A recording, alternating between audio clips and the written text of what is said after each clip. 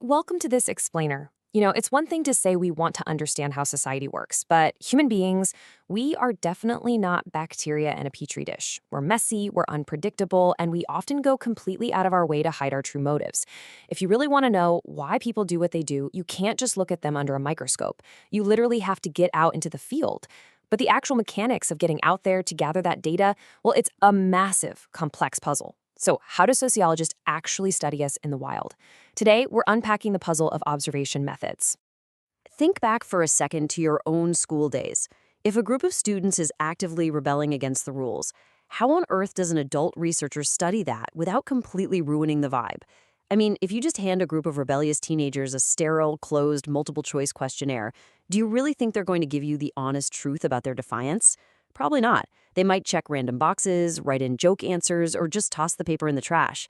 You need a method that actually gets you in the room, getting beneath the surface of what they say to see what they actually do.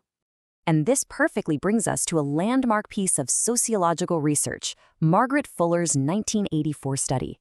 She focused on Black girls in a London comprehensive school. During this specific era in the UK, systemic biases were incredibly prevalent, and these students found themselves heavily and unfairly labeled by the school system as low achievers who just weren't expected to amount to much. But what Fuller found was absolutely incredible. Their response to this heavy labeling wasn't to give up or accept those low expectations. Instead, they rejected the labels entirely.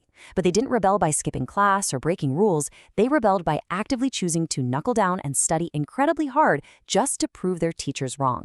It was this fascinating, ironic form of defiance, literally rebelling by succeeding.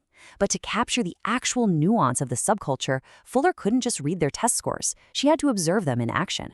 So, to evaluate these observation methods, sociologists rely on what's known as the PET framework: practical factors, ethical factors, theoretical strengths, and theoretical limitations. Let's break these down. Starting right off with Section 1, the P in PET, practical factors. Let's talk raw logistics for a second. Time and cost versus access and opportunity. Look, qualitative observations demand immense, sometimes staggering resources. A researcher has to physically embed themselves in an environment. In Margaret Fuller's case, she couldn't just pop into the London school for an hour on a Tuesday. She had to be there constantly, observing the girls in classes and the hallways, during free periods, probably drinking a lot of terrible cafeteria coffee along the way. Compare that massive investment of time to just blasting out a web questionnaire. A survey is cheap, it's fast, and you can literally conduct the research from your couch in your pajamas. Observation, by stark contrast, is a massive logistical mountain to climb. But hey, even if you have unlimited time and grant money, you can't just wander into a classroom and pull up a chair. You have to navigate gatekeepers. These are the folks who literally and figuratively hold the keys to access. To pull off a study like Fuller's, you have to run a bureaucratic gauntlet. You've got to convince head teachers, school boards, and deeply skeptical parents that your presence won't disrupt the curriculum or make the school look bad. If just one cautious head teacher says no, your study ends instantly before you've collected a single data point. You are entirely at the mercy of the people guarding the dates. Moving on to Section 2, let's look at the E in our framework, ethical factors. Because sociologists aren't spies, right? They have a strict moral code they must abide by when observing other people. First up is informed consent. Participants need to know exactly what they're signing up for. Then there's confidentiality and privacy. Think about Fuller's study. She was observing vulnerable teenagers actively subverting school expectations.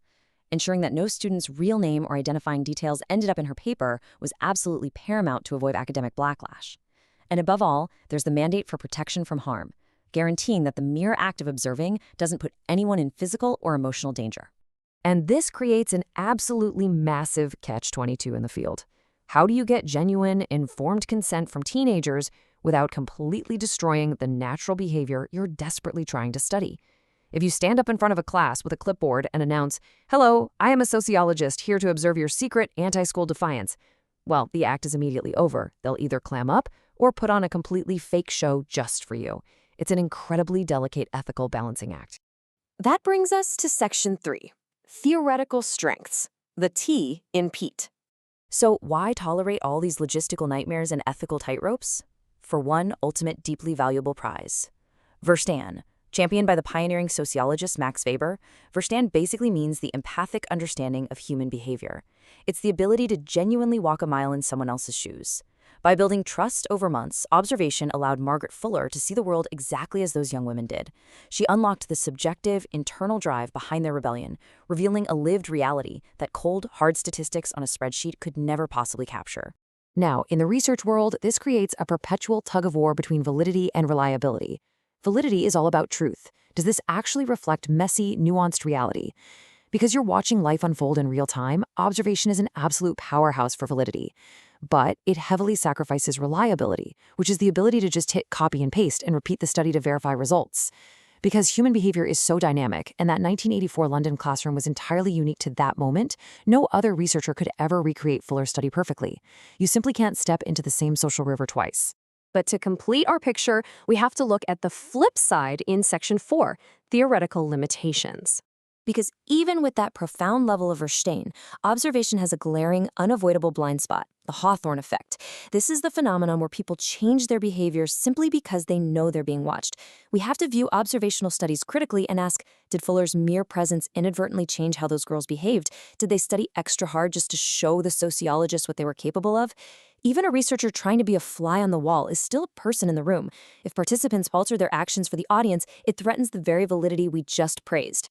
So, as we wrap up this explainer, I want to leave you with this final, provocative thought. Does achieving that profound empathetic Verstehen truly justify the massive logistical gatekeepers and the perilous ethical tightropes researchers have to walk? Sociologists constantly have to weigh this PET framework, deciding if walking a mile in someone's shoes is worth the grueling journey it takes just to try them on. It's a question without an easy answer, but honestly, that's exactly what makes sociology such a fascinating science. Thanks so much for exploring this topic with me.